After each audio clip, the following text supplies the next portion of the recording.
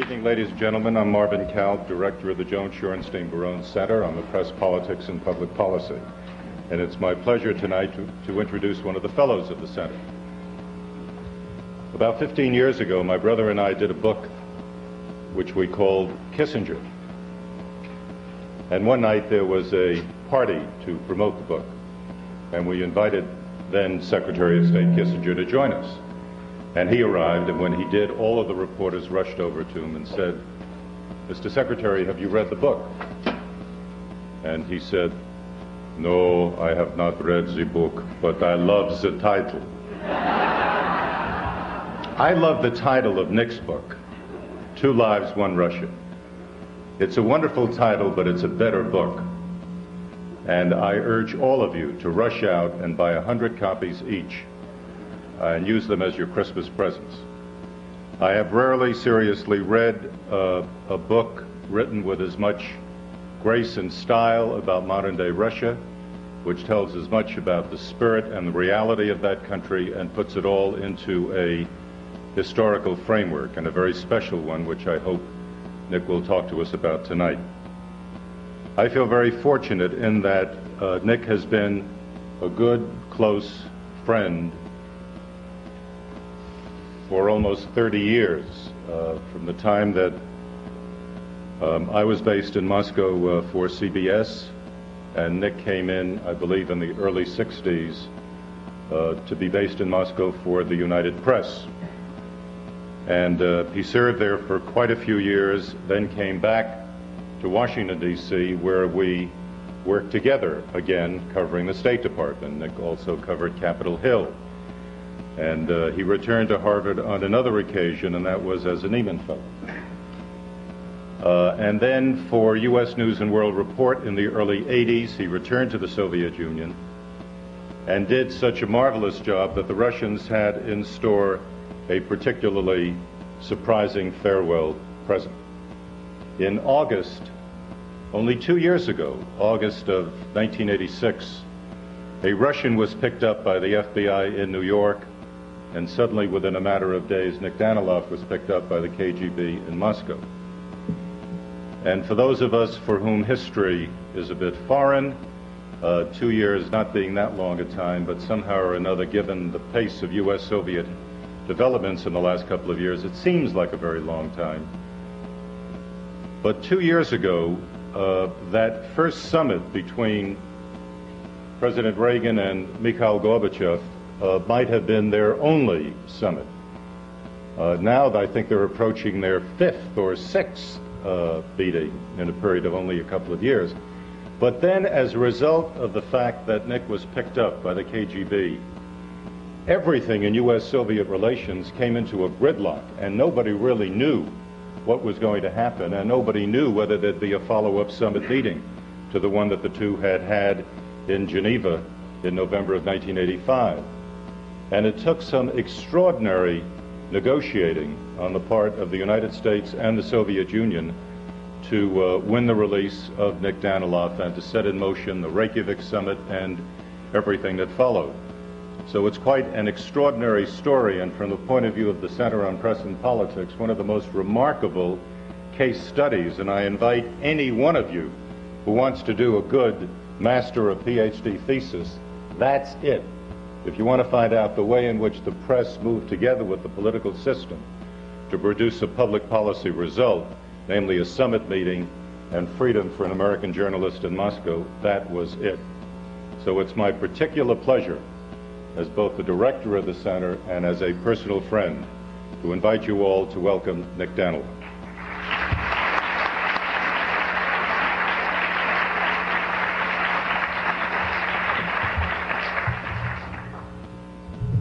Marvin, if I could only be as eloquent as you. I thought what I'd talk about tonight grows out of my book, Two Lives, One Russia. But what I really want to talk about is humor and history. So please bear with me if I'm a little slow getting started. I do feel that one of the great lessons of incarceration, unexpected incarceration, one of the great lessons of that, how you survive an experience like that, is that you must never lose your sense of humor. And that's difficult sometimes when the days are pretty grim. I do remember on one occasion when I was walking on the roof of the fort of a prison with my cellmate, Stas Zanian. He turned to me and he said, you know, Nick, you know why they say this is the tallest building in Moscow? And I said, no, I can't imagine.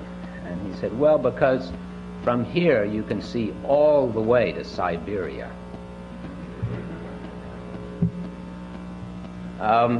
That's part of the black humor that circulates in Moscow, which I'm sure is a bit of an outgrowth of difficult conditions and sometimes incarceration.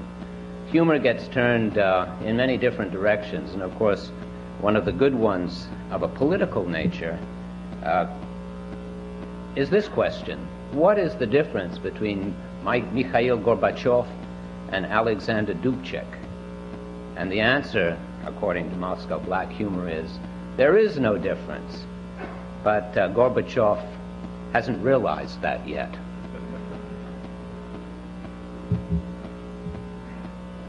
Then there are other issues.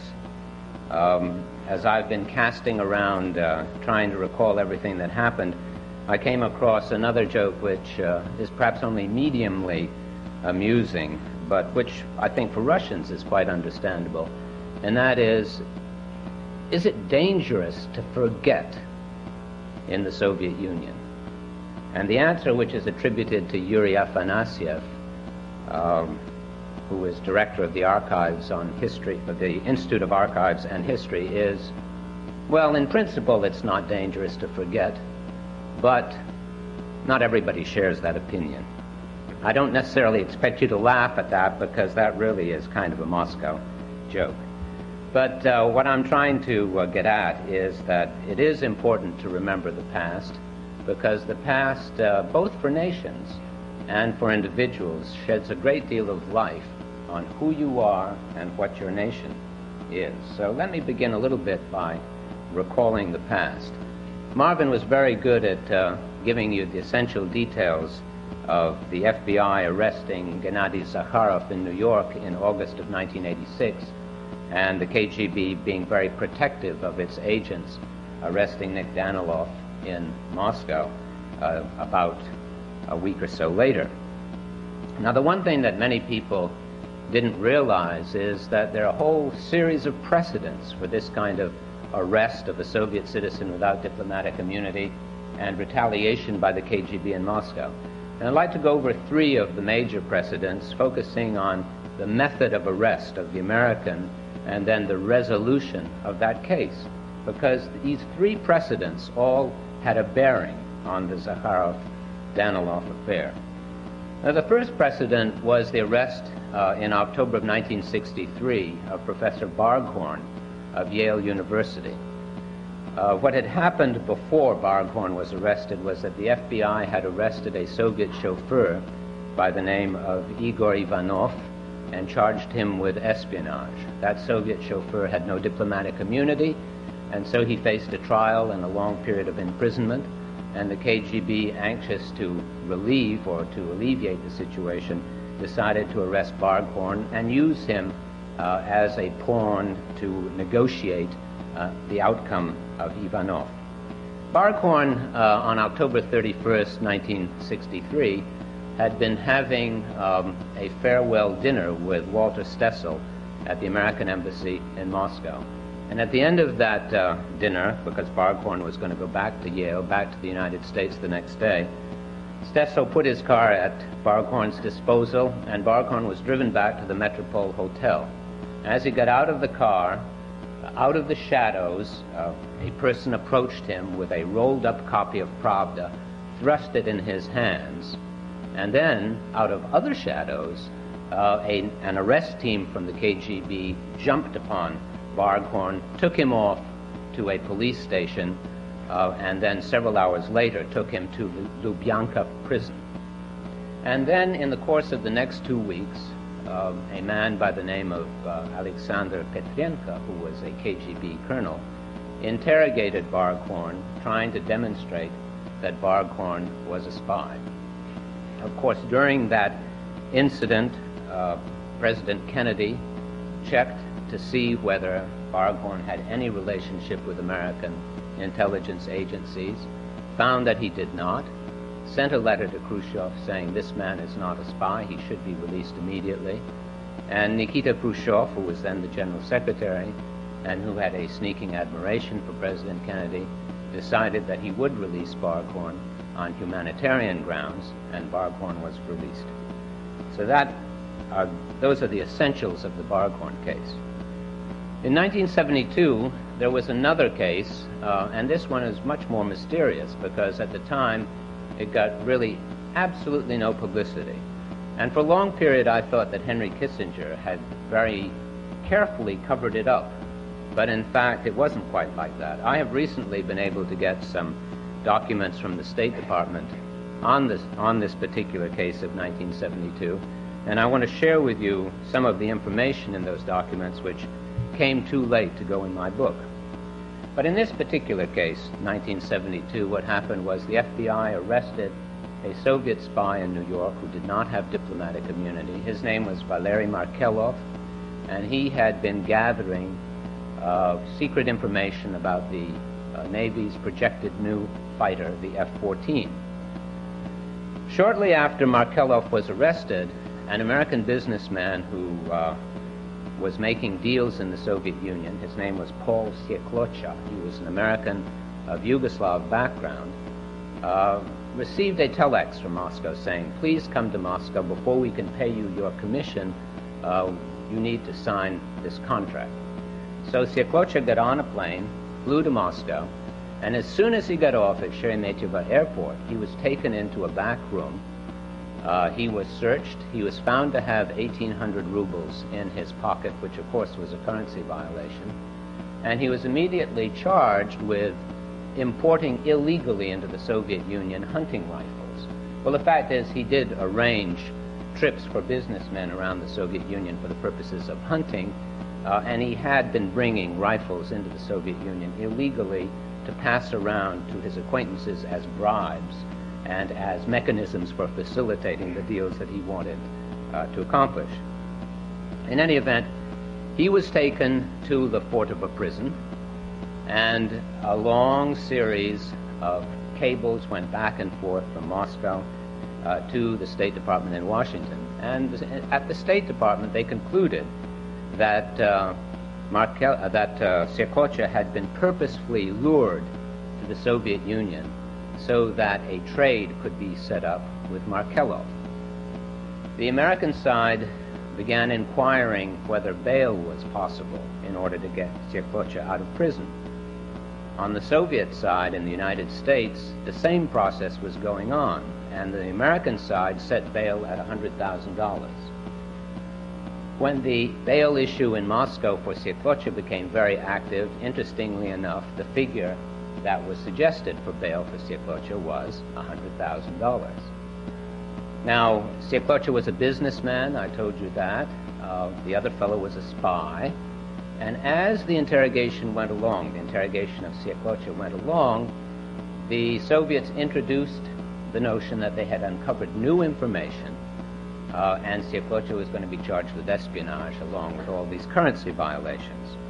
Now, Sieklocha was a curious character. He was somewhat of an adventurer, that is true, and at one point he had bragged about being a CIA agent before going to the Soviet Union. But I want to read to you a little bit from this telegram which went to the State Department at one point and give you a taste of some of Sieklocha's activities, which made it a little easier for the Soviets to pretend that he'd been up to no good on his previous trips to the Soviet Union. The telegram says in part, Sieklocha assumes that while he was on an exploratory hunt for mountain sheep deep in Kazakhstan steppes in July 1970, he inadvertently camped several days near Soviet missile sites.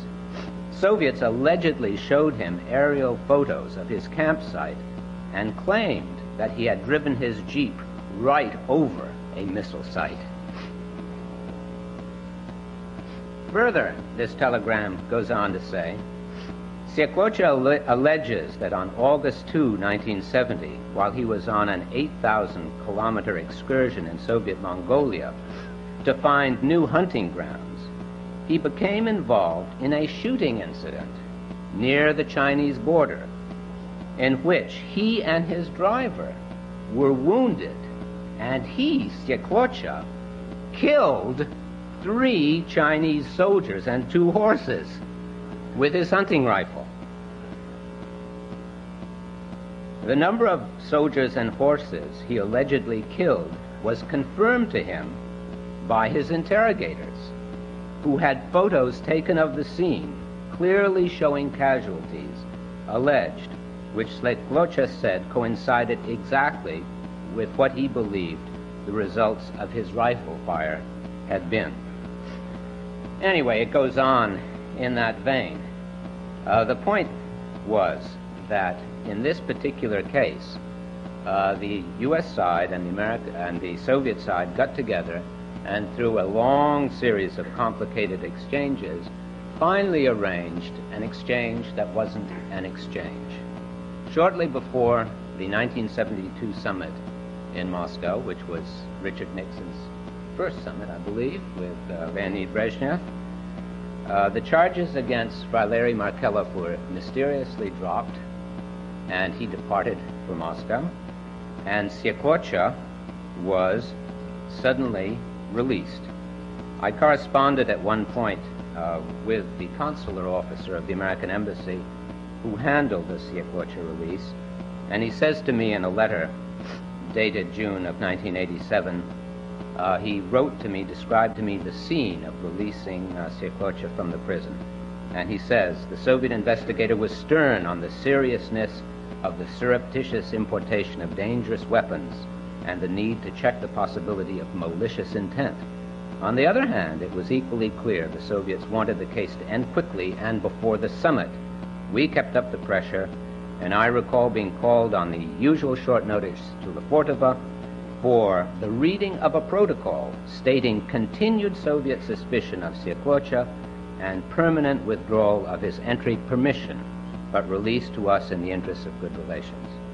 Well, just to sum up, here was a case where the Soviets retaliated and the final deal was a one-for-one exchange. Then we come to 1978, when the FBI arrested 2 Soviets without diplomatic immunity in New Jersey. They were Enger and Chernyayev. And shortly after that, when the Americans refused to release them on bail or into the custody of the Soviet ambassador, the Soviets arrested Jay Crawford, the representative of International Harvester in Moscow. Now, the method of Crawford's arrest was interesting. He was driving down a main thoroughfare in Moscow with his girlfriend when suddenly his car was surrounded by KGB cars. They approached his automobile, opened the door, pulled him out from behind the wheel, and drove him off to the Portova prison. His girlfriend broke down, but took over the wheel, drove to the American embassy, went to the snack bar, began crying, and attracted an enormous crowd of reporters around her, and that's how the story came to light. What happened next was that Crawford was treated very much to the same kind of treatment that I got. He was interrogated, and interestingly, in this particular incident, Armand Hammer got into the act and flew to Moscow, flew down to the Crimea to see Brezhnev, argued with Brezhnev that this was really a minor matter and that Crawford should be released. And Brezhnev answered, and you could read this in Hammer's autobiography. Brezhnev answered, well, we've got the goods on his on this guy. We even know all about his expense accounts. And in any event, his Soviet girlfriend was working for us. What happened next, the first step of the deal that was arranged was that Crawford was released into the custody of the American embassy.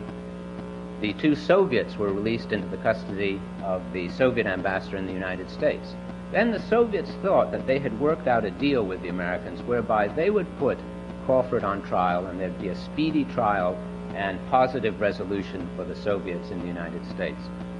Crawford went on trial. He was found guilty of currency violations, and given a suspended 5-year sentence and expelled from the Soviet Union. The Americans then put the Soviets on trial. They were found guilty of espionage and given sentences of 50 years in prison. Now that drove the Soviets out of their gourds. They denounced this kind of treatment and said that these sentences were monstrous. And what happened next was that the Americans put the Soviets in prison, and quiet negotiations went on for some time. Ambassador Dobrynin suggested at one point that 2 Americans being held in Lefortovo prison on drug charges might be traded for these 2 Soviet spies. Brzezinski, who was then National Security Advisor, said, we're not going to trade spies for drug peddlers. And the negotiations went on.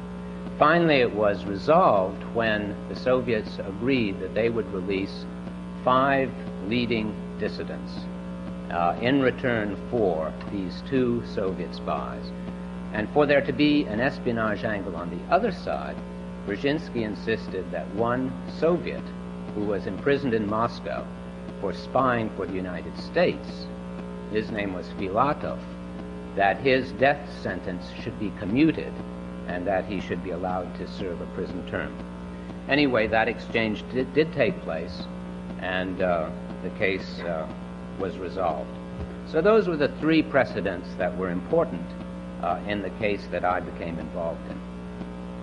Now, the case that I became involved in, the Zakharov-Danilov case, so-called, began when the FBI essentially set up Gennady Zakharov.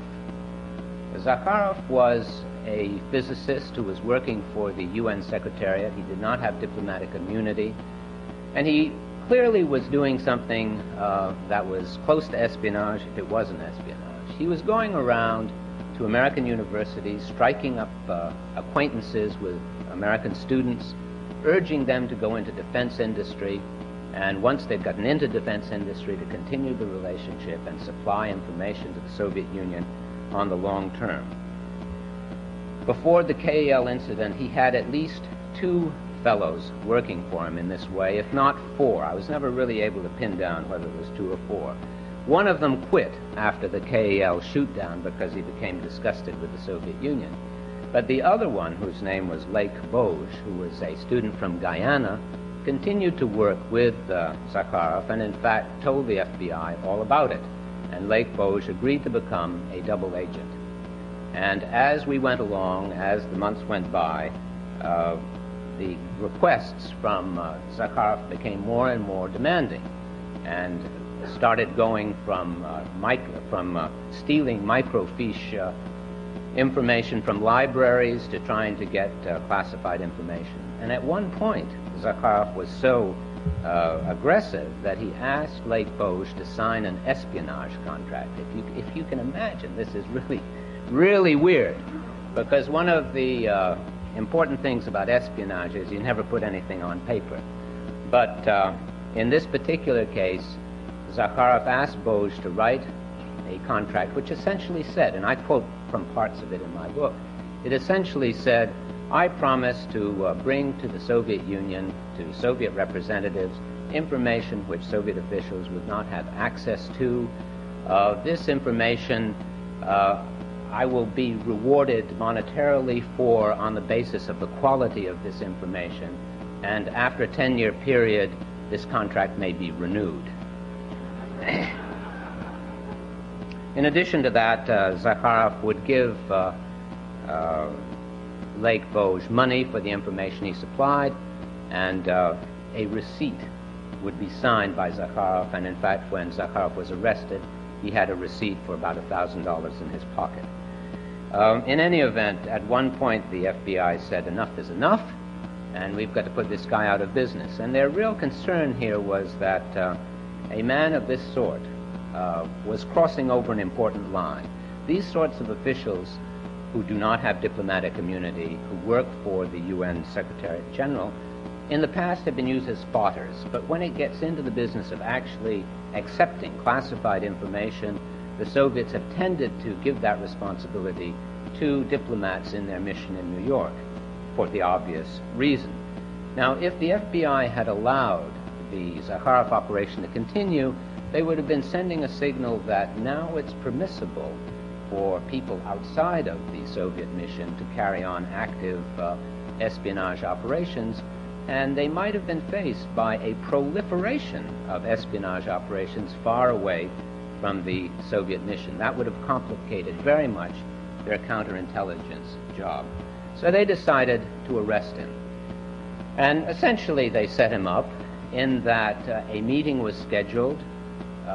Boge was given actual classified information which the FBI had to keep control of at all times. It could go to Zakharov, but then they had to arrest Zakharov, or they would have to answer for the loss of classified information. And the way it was set up was this, that Zakharov and Boge were to meet in a parking lot, and there the exchange was to take place. There was an arrest team that was on the spot that was going to grab them. But Zakharov, being reasonably cagey, at the very last moment said, let's go to a subway stop in Queens and do it there. And so they went off to Queens. It put the FBI into a terrible position because they had to run to catch up. But they were nevertheless pretty well prepared, and they had on the platform a man agent and a woman agent disguised as joggers. And when the exchange of information took place, oh, and I should add, not just as joggers, but as lovers, because the two were embracing at the time the exchange took place. As soon as the exchange took place, these two unlocked, jumped on Zakharov. Zakharov resisted, he struggled, he tried to run off the platform. He slugged the woman and apparently bloodied her face and bloodied her blouse. And then they got him because he tripped and he fell down on the ground. Her role, by the way, was to read him his Miranda rights in English and in Russian, which she did. And then he was taken off to FBI field headquarters. He was interrogated for a period of a couple of hours, and then he was sent to the Metropolitan Correctional Center. Let me just add one thing, that in the course of this interrogation, he apparently told his interrogator, look, nobody, I'm not missing yet, and you could really do me a favor if you release me, and if you release me, what I'll do for you is I'll become a double agent for the CIA in Moscow. He also was very upset, and I'm told that he broke down and he cried at one point because his wife was arriving the next day with their daughter, and he was very much afraid the FBI would arrest him. But in any event, to make a long story short, the FBI refused his offer of being a double agent because they figured he'd quickly become a triple agent, and they sent him to the MCC, where he was confined in what I call Motel Modern conditions. That is to say, he had a nice cell. I visited it, by the way, later. He had a nice cell. He had a cellmate. He was able to wash every day. He could telephone out at will. He could mix with the other prisoners. He could consult the law library. Under his Miranda rights, he didn't have to answer any questions. He always had the right to have a lawyer. And finally, he had the choice of 5 different diets. He could have a mainline diet, or a sodium-free diet, or a kosher diet, or a couple of a bland diet. There were 5 of them in all. So that was that particular part of the complex problem. Now, the KGB, being very protective of its agents, figured that it had to act very quickly and to take a bargaining chip in Moscow. And they looked around, and I think they could have gone in a number of different ways. They could have taken a businessman, I suppose, on previous precedent, but these were days when the Soviet Union was trying to encourage joint ventures with foreign companies, so they weren't too anxious to spoil the mood. Or they could have taken a professor, but it was the end of the summer, and I guess all the professors had gone back to their jobs in the United States. So then they looked around and they said, journalists. Journalists, good idea, because a journalist, like a spy, collects information, asks outrageous questions, and sends this stuff abroad. And it's not very difficult to make a journalist look like a spy. So then they probably went through their files and they saw a couple of names. I think they looked at the name of Serge Schmemann for a while, because Serge, who was the correspondent of the New York Times, was similar to me in the sense that he spoke Russian, had terrific contacts in the Russian community, He had been accused of doing a bit of espionage on the Trans-Siberian Railroad in Sovietskaya Rossiya, that national newspaper. He would have been a good target, but Serge had gone to South Africa to look over his next assignment, so he really wasn't there when they needed him. So then they see Nick Danilov, and a couple of things are attractive about Danilov. First of all, and probably very important, is that my assignment was coming to an end 1 week later, and my replacement was already in town. So I was a supernumerary that they figured they could kick around. I had also made a bit of a pest of myself in the last few months, and I can well imagine pest in the sense that at press conferences I had often asked questions which challenged the Soviet view and sometimes put their spokesman in difficult positions. In any event, I can well imagine that there were people in the KGB who must have said, "We'll get that son of a so-and-so, and we'll teach him a lesson." And finally, another very important element, which I must say, as I look back on it, is appalling, is that the CIA station in Moscow, in one of their operations, actually used my name and gave the KGB counterintelligence the impression that I might have some connection with the CIA operation in Moscow. Now let me explain that a little bit, because that sounds a little mysterious. What happened was that in December of 1984, I got a phone call out of the blue from a person who said he was a Russian Orthodox priest. And he said, I'd like to come over and meet you.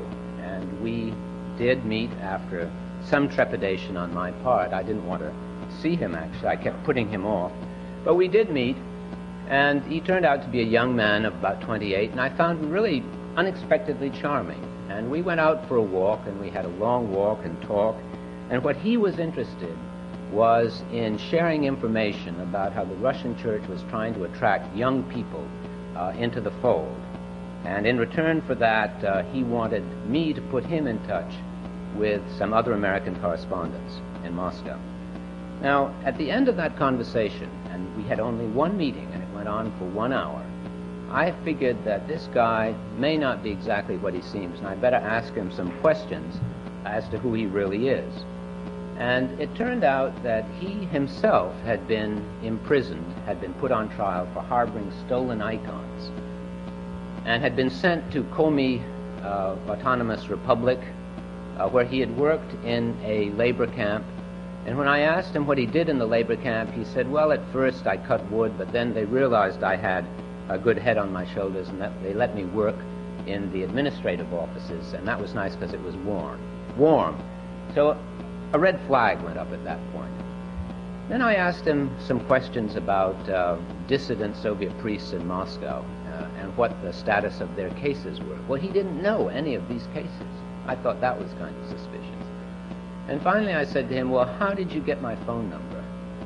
And he said, well, I have a friend who has a girlfriend who works in the press department of the foreign ministry, and she looked up the list of correspondents and looked down and saw your name and said, this guy Danilov's a good guy. Here's his number. He speaks Russian. You can talk with him. Well, I considered that to be a possibly plausible explanation, but also possibly very fishy. Well, some time went by, I'd say about a month, and this fellow, Father Roman, that's the name he went by, called me up and he said, I'm going to put some information in your mailbox in the next day or so, which has to do about young people and the Russian Orthodox Church. And I looked in the mailbox a couple of days later, and there was this envelope, about so big, and I opened it up, and inside was another envelope addressed to Ambassador Hartman at the American Embassy. And now I was really rather surprised and rather suspicious, because it seemed to me that this probably was some kind of KGB provocation. The KGB was baiting a trap, either for me, I wasn't sure about that, or for the ambassador, or for the embassy. And I debated, what should I do with this letter? Should I burn it? Should I call up the foreign ministry and tell them that the KGB is playing tricks on me and to call off the dogs? Or should I take it to the embassy? Now, all of these courses has disadvantage to it, because if I call up the embassy and it turns out to be some kind of espionage affair, I might be getting somebody on the Soviet side into deep, deep trouble. If I burn this letter, the KGB is still interested to know what happened to it, so they continue to track me. That's not a perfect solution either.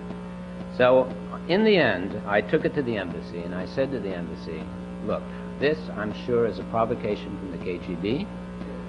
You do what you want with this letter, but keep me out of it.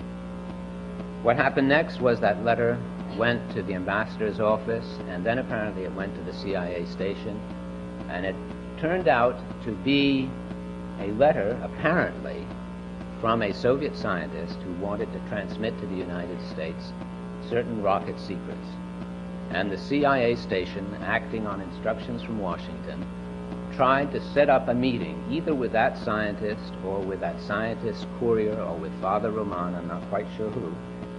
And in so doing, Paul Stambaugh, who was the officer assigned to do this, called up on an open telephone line and introduced himself as a friend of Nikolai's. And not only that, but sent a letter through the Soviet mail to this priest saying, we highly value the work that you and your friend are doing. So this was available to the KGB. After all, they were running it from the start. Stambaugh went out to make his contact. He was immediately arrested. He was expelled the next day from the Soviet Union.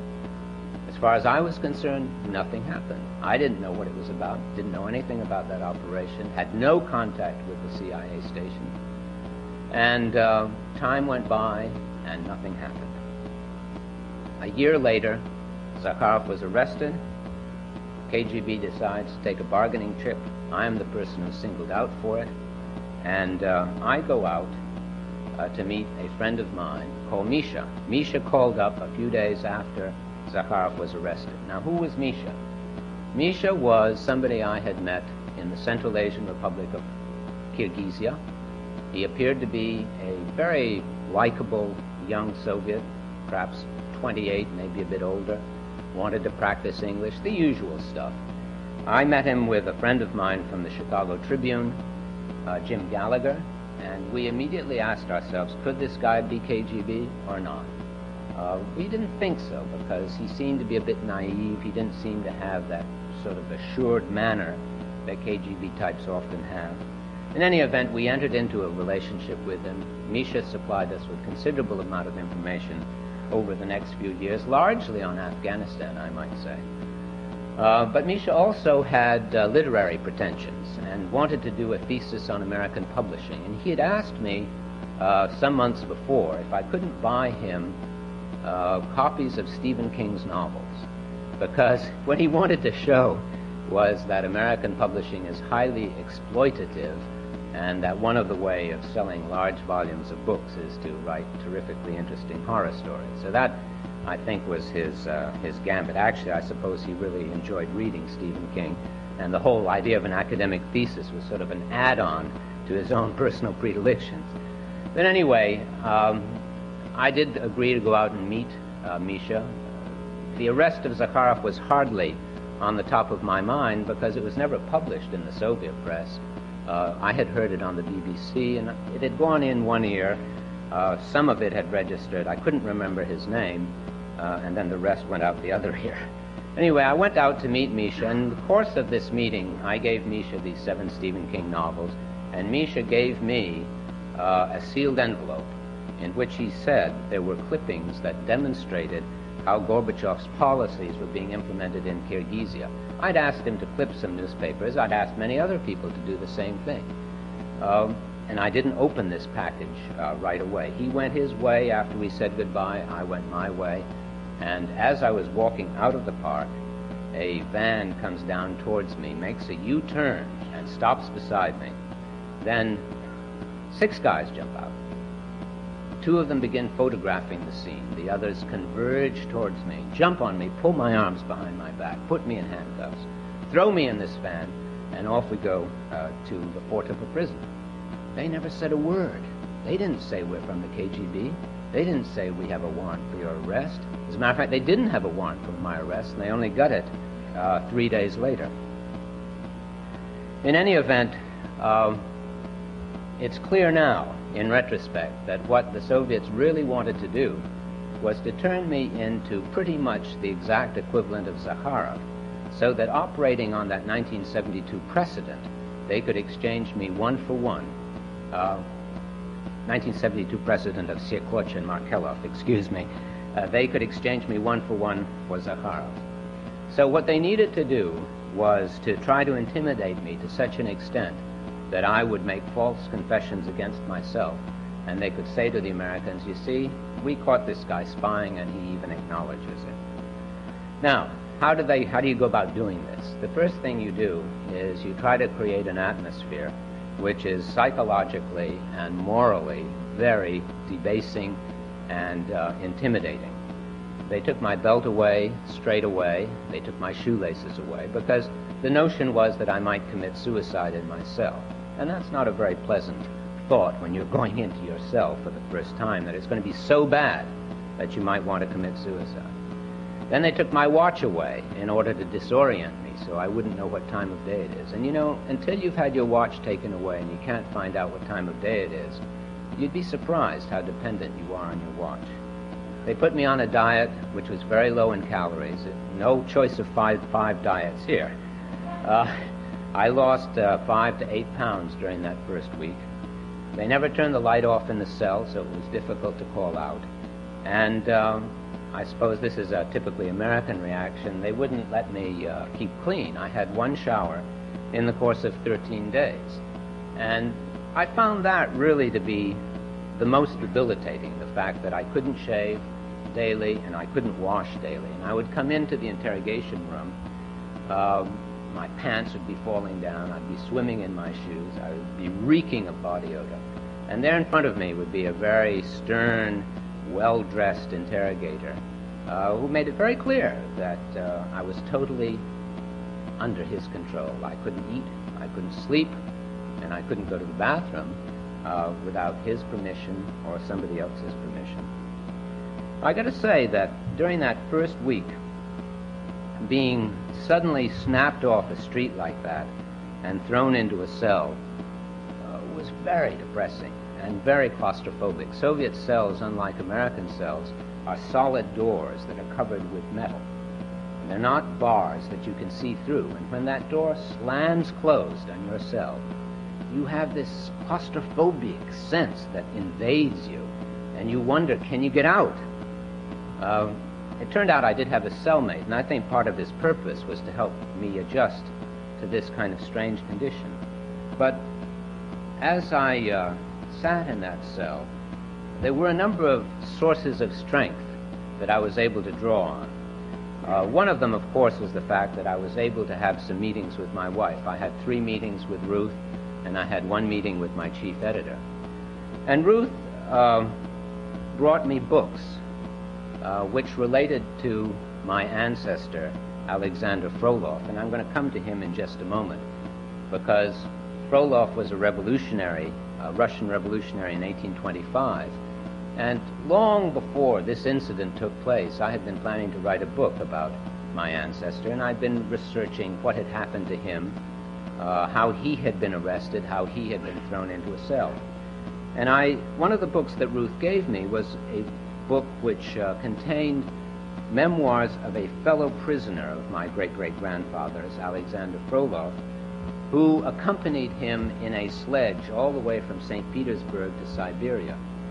And this companion of my great-great-grandfather's, whose name was Captain Nikolai Basargin, wrote words which I discovered for the first time in my cell in Lefortovo prison. And those words were so powerful that all of a sudden I felt a bond with this man whom I had never known, who had lived 150 years before.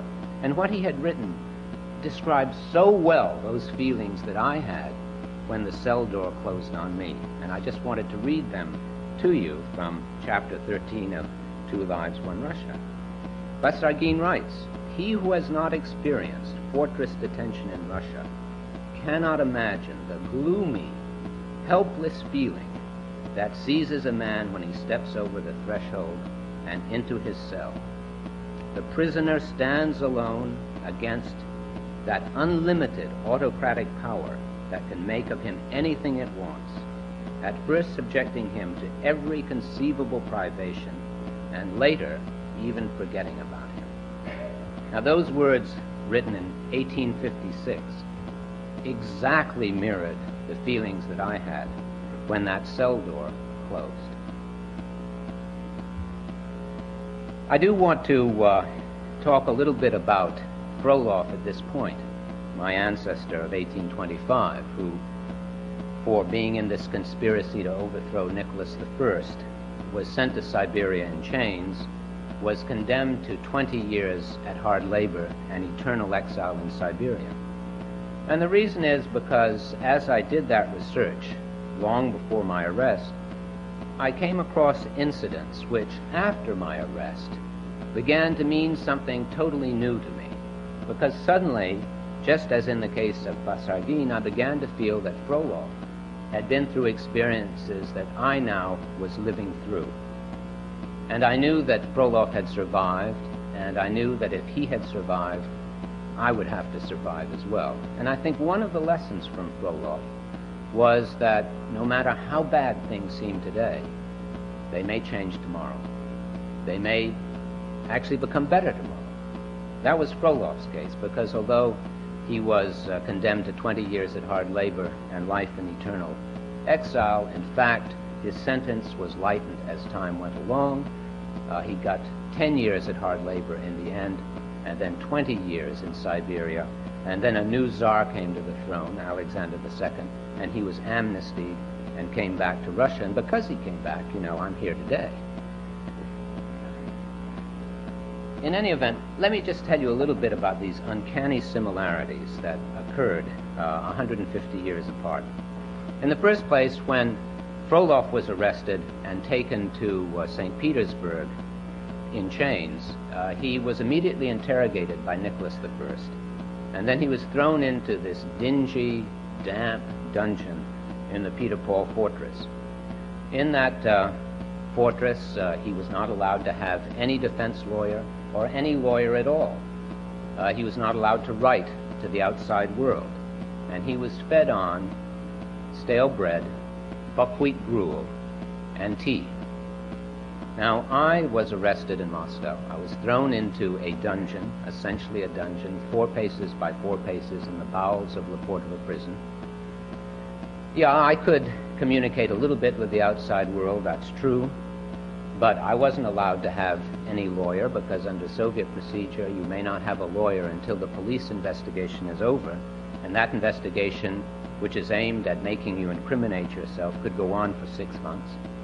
And guess what I was fed on?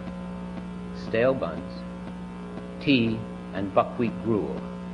And interestingly, going back to the precedent of J. Crawford, Crawford was also fed on this same diet. And when he got out of Lefortovo, he was asked how he was fed, and he said, well, we were given something that was a cut above hog swill.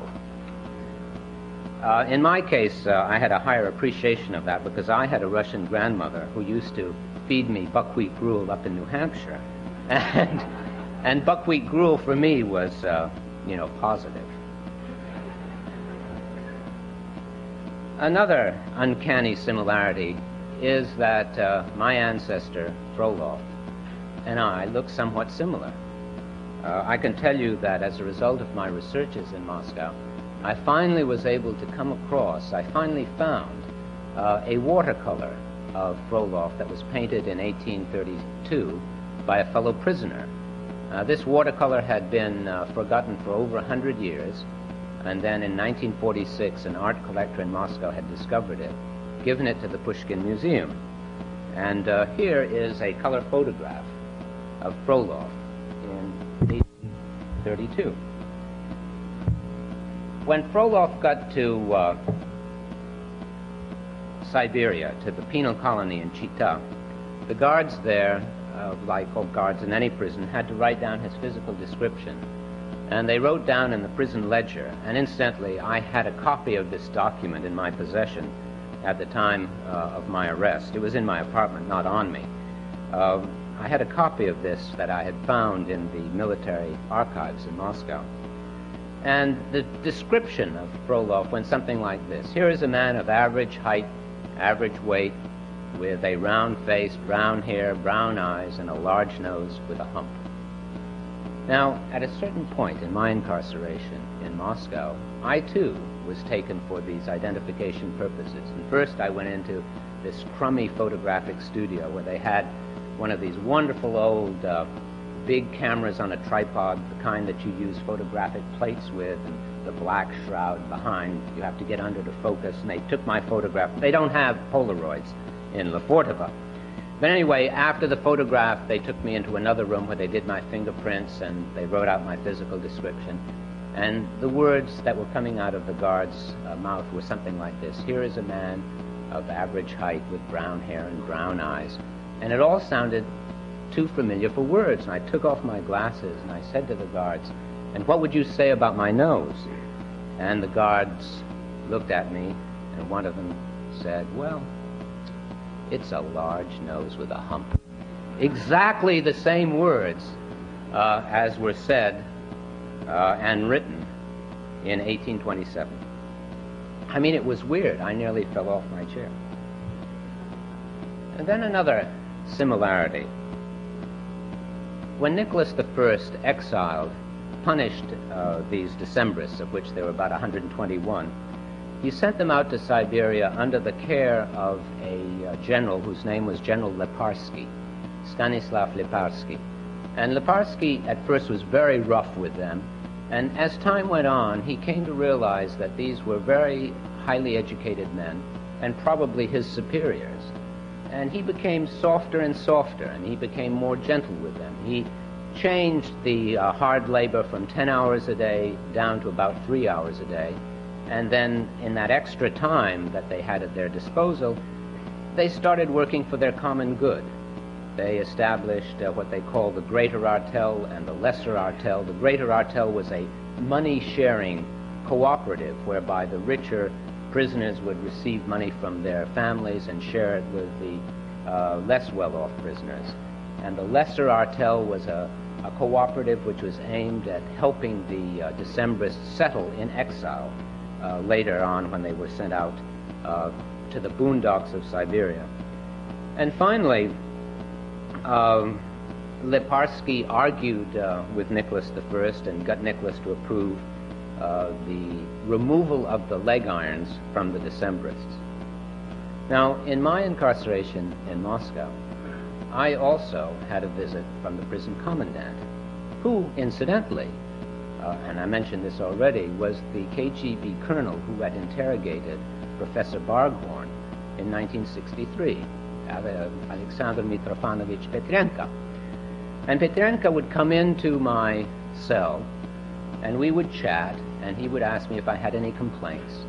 And of course I said, well, the only complaint I have is that you're holding me here. And then he said, well, you know, I've been reading your file. Very serious. And he said, I hope you'll be able to muddle out of this one someday. And then he said, you know, I had a nightmare last night. I dreamt that you escaped from my prison. You won't do that to me, will you? And as time went on, our conversations became sort of more friendly. And it turned out that Petrenko had been one of the members of the Red Army that had linked up with the American Army on the Elbe. And he had a great admiration for Americans. And I remember at one point he said to me, and I think from a historical point of view, this is really quite important, because it goes to, in a way, it goes to that inferiority complex that Russians suffer from. You know, Russians have been enslaved or have been attacked so many times in history that they sometimes, I think, wonder whether they are superior or whether they are inferior. The Mongol domination is often cited as that long 250-year period in Russian history where the Mongols dominated the Russians, and the Russians, in order to survive, had to use all sorts of tricks. They had to lie. They had to pretend to be doing the Mongols' business while at the same time going around their backs and doing something else. And I think that must have been a very debasing period for Russians, and that trait remains in the Russian people, it seems to me, a sense of inferiority, a sense that they want to be respected by the rest of the world. They want to be considered the equals of the others. And Petrenko said to me at one point, and I'm writing this in my book, he said to me, two such nations as ours should have good relations. We saved the world in World War II, and we today are responsible for the peace. We must get along. We must coexist. But you Americans should always remember, good relations begin with mutual respect. I think those were important words that Petrenko said. And I think what it meant in that particular context was that you in America have to respect the procedures that we're going through here. But in a larger sense, it meant that you Americans mustn't tell us what to do. We're going to run our country the way we want to run our country, but we've got to get along.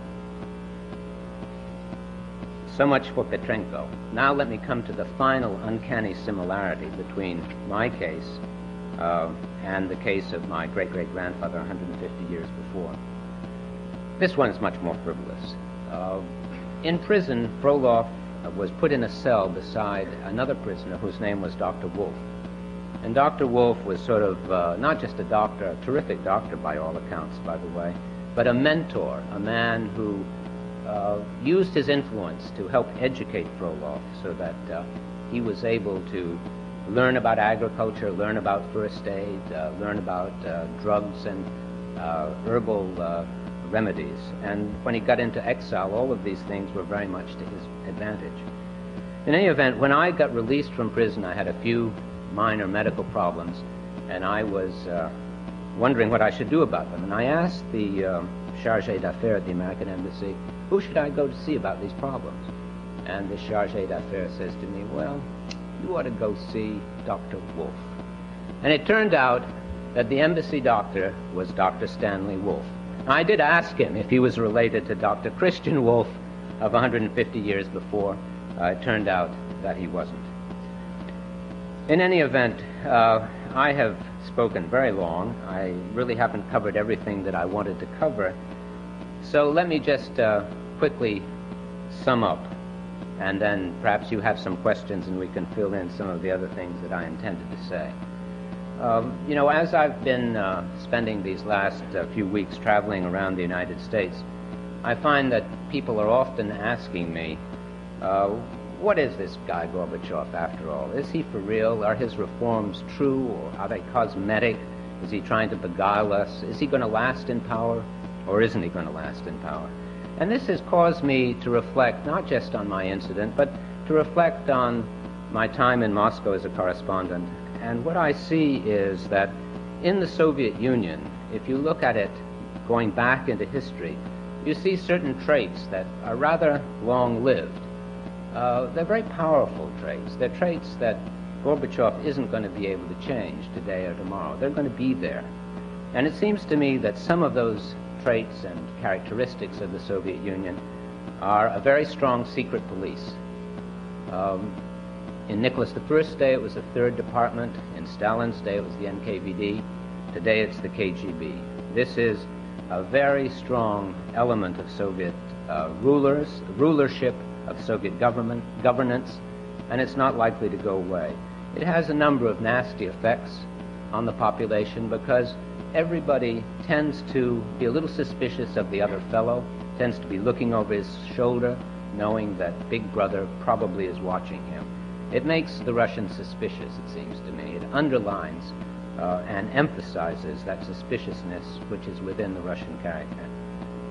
Then there's also a general desire for secrecy, for covering up, for hiding things. And that's why Glasnost, Gorbachev's policy of openness, is really and truly a very radical departure from what went before. Now, I got a sense of that secrecy in prison because Petrenko at one point indicated that I might be leaving and going back to the United States.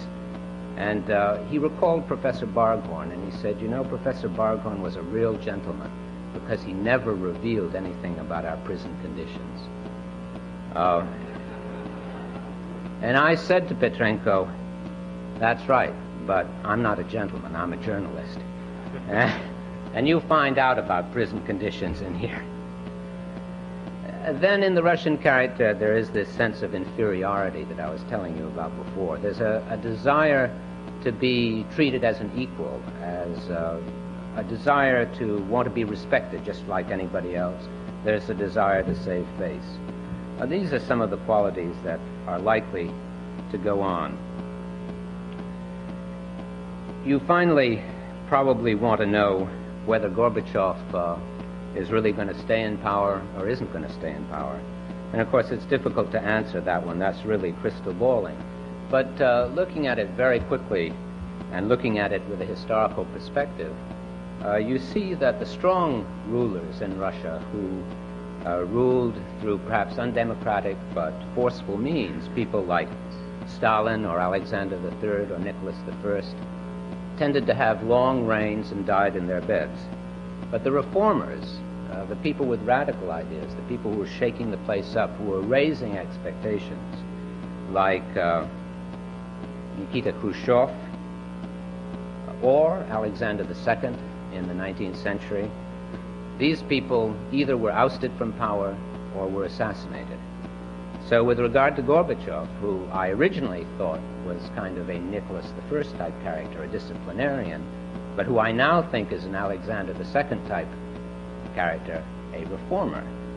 With him, I think it's a perfectly legitimate question to ask whether he will really be able to stay the course, whether he'll be assassinated, or whether he will be ousted by his colleagues. Frankly, I do not agree with Marshall Goldman, who has been predicting his ouster in a fairly close time frame. So I think Gorbachev has proved that he's a very clever political maneuverer, and I think what he will probably do is maneuver and maybe even shade his program, change his program, so that at times it may look less radical or may not be implemented as fully as his words might indicate. Let me just end with a couple of words from Alexander Solzhenitsyn, going back to that thought about how important it is to remember and not to forget, how important it is to speak out and not to be silent. Solzhenitsyn writes in the Gulag Archipelago, "In keeping silent about evil, in burying it so deep within us that no sign of it appears on the surface, we are implanting it, and it will rise up 1,000-fold in the future. When we neither punish nor reproach evildoers, we are not simply protecting their trivial old age. We are thereby ripping the foundations of justice from beneath new generations." There, let me stop, and if you have some questions, I'll be happy to try to answer.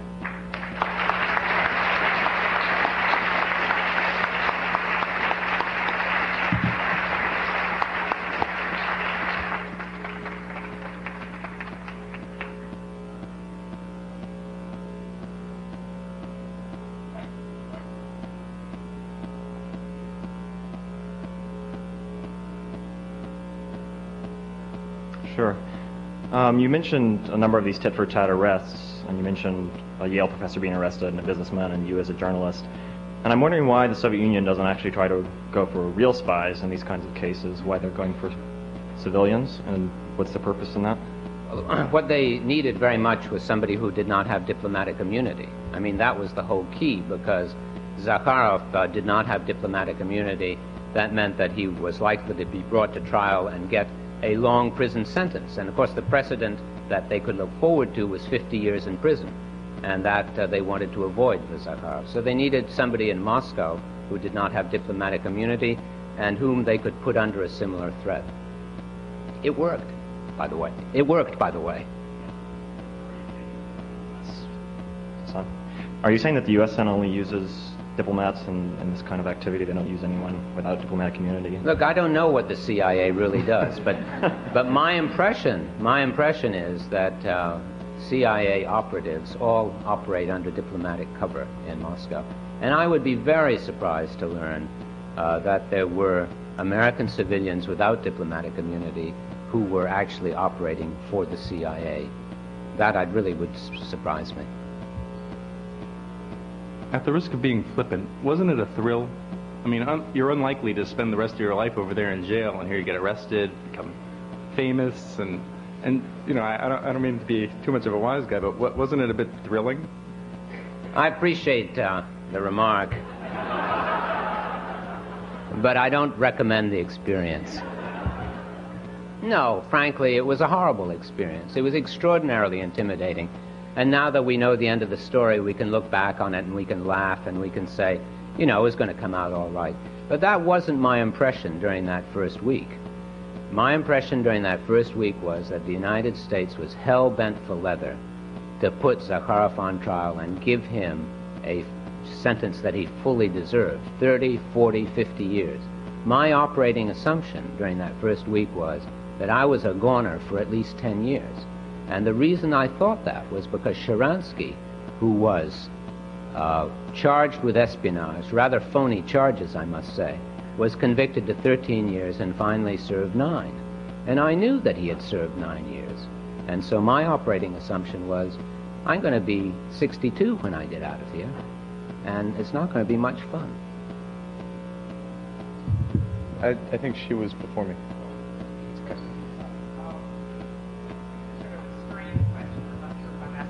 Giving more substance But, than... you know, as Khrushchev said, there are no embarrassing questions, there are only embarrassing answers. Well, I guess that's appropriate observation from him, I suppose. A question, I suppose, given your background, speaking the language, coming to know the people, the time you had spent in Russia, what did you learn from what was done to you? I have to imagine that one sort of gains a sense of coming to sort of understand the way the people are. I almost feel it's a little bit American. We feel that when we travel and spend time, if one is particularly sensible, sensitive, you were a journalist, you had powers of observation and had written knowingly about what was going on around you, and more importantly spoke the language, which I always have understood as critical. At the same time, surely this taught you something you hadn't known before, and I'm wondering if you could just share some piece of that. It's a wonderful question.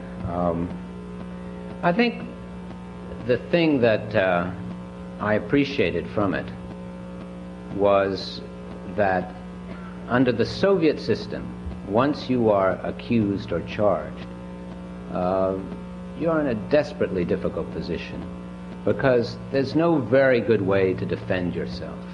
You're not allowed to have a lawyer by your side to share the burden of your defense. I mean, in a true case, this was a political case that was dressed up as a legal one, but in a true case, the defenselessness of a Soviet defendant is extraordinary, and it's made me feel how terribly important the Fifth Amendment is in our Constitution. To me, the Constitution now means something much more than it ever did before.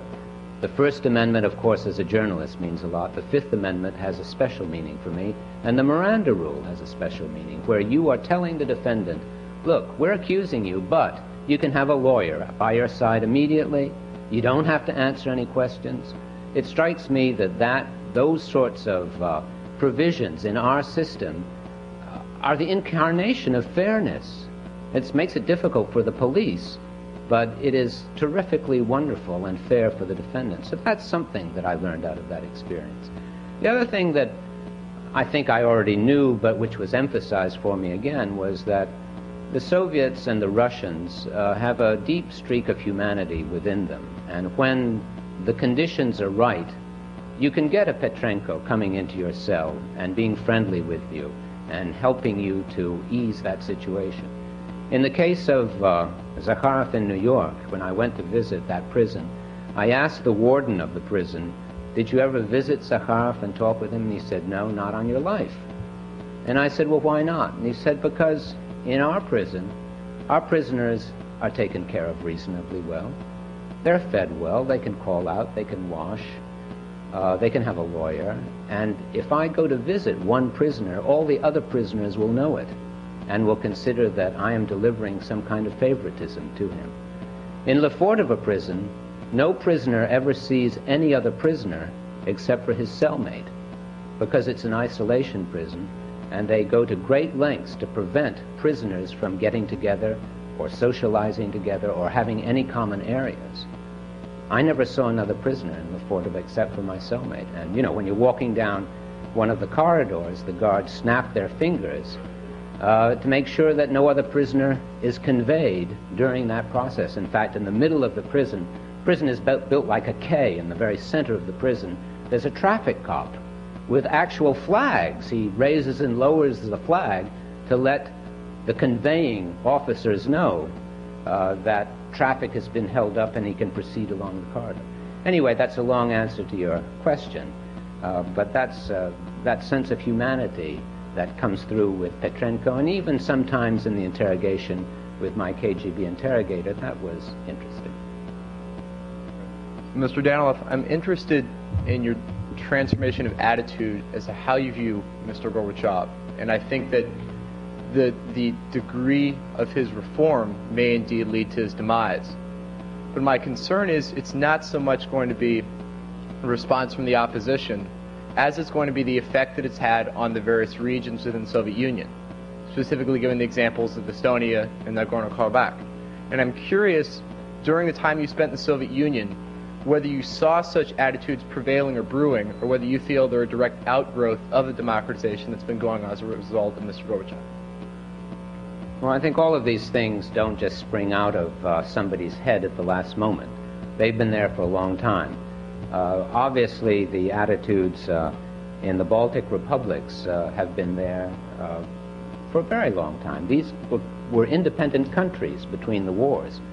When I last visited Estonia, which was, I think, around early 1986, I did have some conversations with some Estonian young people, and their bitterness towards the Russians was absolutely incredible.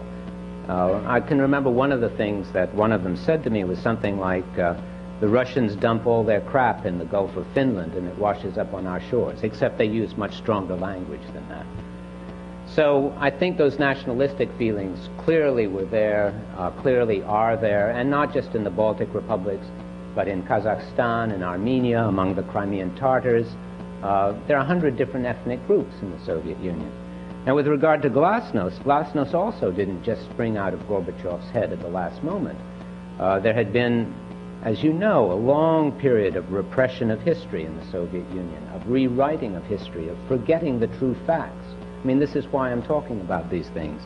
Gorbachev was well aware that in the intellectual and literary circles of Moscow, there was pressure for more openness, for less censorship, and he agreed to it because he wants the intellectual resources of the Soviet Union on his side. So what you have, it seems to me, is a playing out of forces that have been latent or that have been suppressed, and Gorbachev has released those. Now, the question really is, has he opened a Pandora's box? And if he has, can he put the lid back down? I think he could put the lid some way down.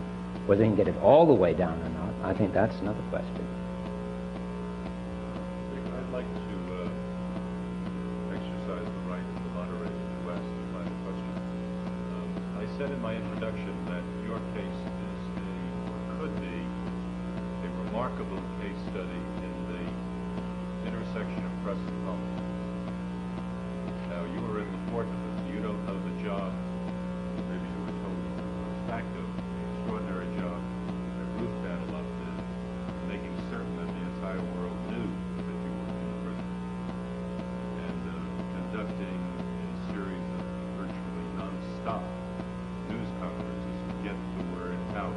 And it was out. It was a lead story on nightly news. It was a lead story in the New York Times, day after day after day. Were there not that kind of press reaction, would you still be in the country? Probably. To answer your question, of course, I am aware of the incredible uproar that there was. And Ruth, you know, having lived with me as a journalist for many years, knew very well the difference between an overnight lead, a day lead, and a new lead, and a night lead. And she made sure that the American press was serviced for 3 different cycles every day. In fact, at one of our meetings in the prison, at which, of course, the interrogator was present and was taking copious notes, he turned to her and said at one point, and I understand Mrs. Daniloff is the #1 television star in America. But I think, Marvin, to be serious about this, the fact that this issue became a front-page issue day after day after day removed the possibility for the White House and for the Kremlin to brush the issue under the rug, as had happened in the Stieklocha case of 1972. It really got to the point where no matter what you were going to do, you had to resolve that issue in some way, or relations, or you weren't going to do anything. Now, as I sat in prison, it wasn't clear to me how it was going to get resolved, particularly in those first few weeks. And I must say that I recall sitting in that cell in that second week, and suddenly, because we were given copies of Pravda every day, they would shove it through the door. And I noticed on one day that Gorbachev had given an interview to Rude Prava, the Czechoslovak Communist Party newspaper. And in that there was one small sentence saying we still want improved relations with the United States. And that gave me the impression that despite what all the rhetoric was of the day, there was nevertheless an overall feeling on his part that this is silliness, and the really important thing is to protect the Soviet people against a rocket attack from the United States. That's really what was important. That was a very cheering moment when I saw that line in Pravda, that he continued to feel that negotiations with the United States were really quite important. Well, and therefore they would find some solution. Incidentally, the solution that was worked out, I didn't mention this in my remarks, I think this is perhaps a good place to put it in, was quite a complex one. A lot of people have said, Danilov was exchanged for Zakharov. All the time I was saying from prison, I don't want this resolved in a way where it looks like I am the exact equivalent of Zakharov, or that I have anything to do with espionage. I want it demonstrated by whatever resolution there is that I'm innocent. And what happened in the final resolution was that the charges against me were not pursued, they were dropped. The case was eventually closed officially. There was no protocol read against me, not allowing me to return to the Soviet Union. I left the Soviet Union with a valid re-entry visa to Moscow. And I could have gone back the next day if I wanted to, although my presence was desired here. Zakharov was taken to the Eastern District Court in New York. He was found guilty of espionage, and he was expelled from the United States. Now that satisfied me. The distinction was drawn. But the Soviets, in addition to that, had to pay a premium of releasing a Soviet dissident. Now that goes back to the J. Crawford precedent, because in that incident, the final resolution was you get your spies back, but the Soviets have to release 5 dissidents. In this case, Yuri Orlov was released. And in addition to that, Secretary Shultz made clear to Shevardnadze that the Soviet Union would improve its image in the West if it released 10 to 12 Soviets who needed medical treatment in the United States. And one of those, whom I argued for very strongly from the American Embassy in Moscow, was Dr. David Goldfarb, a great Soviet scientific friend of mine. So there was all of that mix in the final resolution, and let me say that to wipe away the bad feelings, they scheduled the Reykjavik summit, which was very controversial at the time, but I think as you look back on it, you'll see that this was sort of the watershed, and that relations really began to take a more positive incline after that. And finally, lest we forget it, the Reagan administration took advantage of the Zakharov-Danilov affair to finger 80 Soviet spies in the United States, in New York, Washington, and San Francisco, and demand their removal step by step over a 2-year period. So what I say is that the final resolution was complex, and it had something in it for everybody. It had something in it for Danilov, something in it for the United States, something in it for the Soviet Union. And that's why it was a good solution, because it was mutually advantageous.